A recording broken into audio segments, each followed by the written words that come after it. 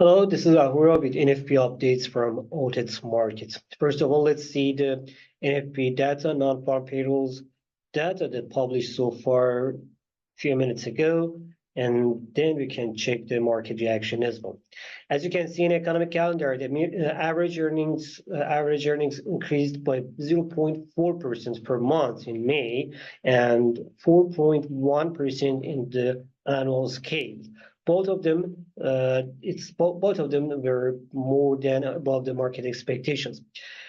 But at the same time, there are some mixed data with the unemployment rate increasing to 4% from 3.9% in April. But at the same time, on the other hand, we can see that 272,000 newly created jobs, which is much higher than 182,000 that we had previous month.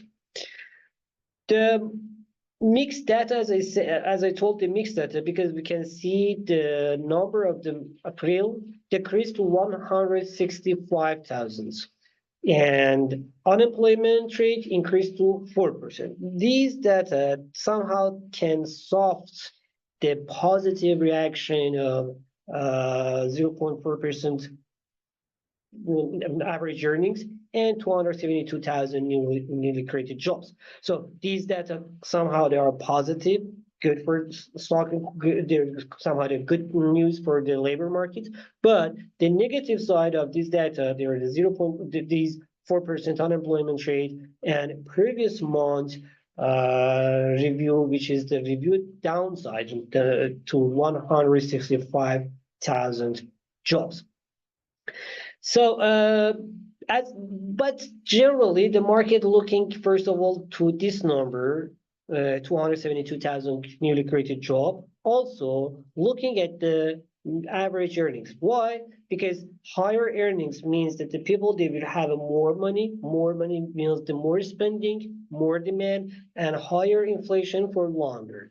So these data means that the central bank can hold the higher rates for longer, which is reflecting directly on the market. As you can see, the market expectation of 55% rating cut in September meeting is now it's down to 50%.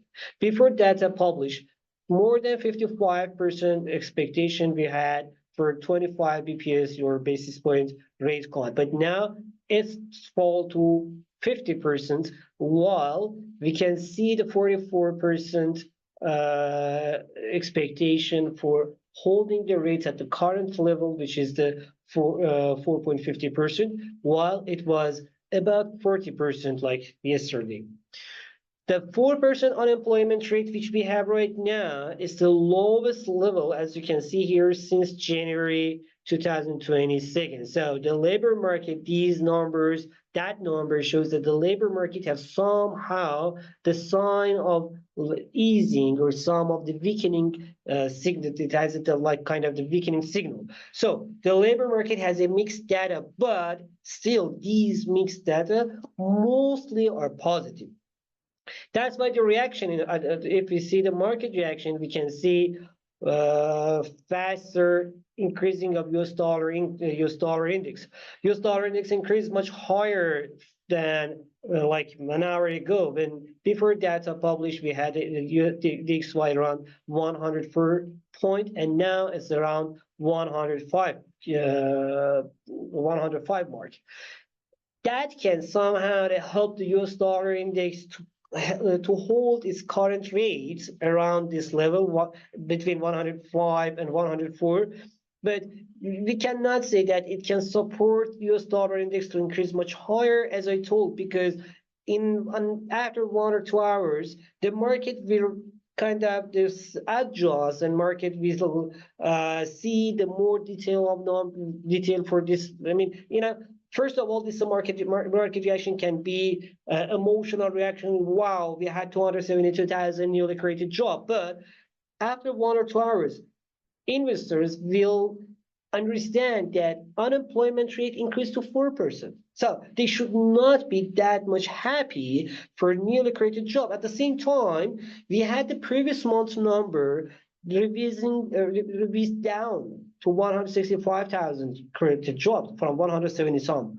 So that means that the real condition of the labor market is not that positive that at the first glance that we can look at that. So data are positive, but not that much positive to stop US dollar to increase much higher. About the stock market, if we look at the S&P 500 as the overall stock market, kind of like the general condition of the stock market, we can see that yes, these data means higher rates for longer, which means that the weaker which means the more pressure on the stock market. So yes, S&P 500 fell down to 5,230 from 5,260. But to see if it will continue further to fall more or not, I can say yes. Why? Because there is two scenarios. First of all, for the first scenario that yeah, we have a higher inflation, higher rates, stronger job market, so we can keep the higher rates for longer, which means the pressure on the stock markets. On the other hand, if we see the weaker number of the economic activity, which means that the U.S. economy is weak, so we need more support so the central bank can cut the rates. That signaling that the stock market that can be a reading that's kind of the signaling the weaker economic activity in the US, weaker economy, weaker GDP. All these data also can pressure again the stock markets. Yeah, maybe at the first it can help to gain some points, but in reality, if we look at the details, if we look into the numbers as a real investor, then we can understand it. No, we cannot trust this economy that much. Why? Because we have weakening signals. So stock markets generally in both scenarios, stock market can get the pressure. So I personally cannot say that the stock market can increase much higher than these levels, especially if S&P 500 fell under 5,200, 5,200, and then if it fell under 5,250, then we can say that new downtrend started and it can continue much further.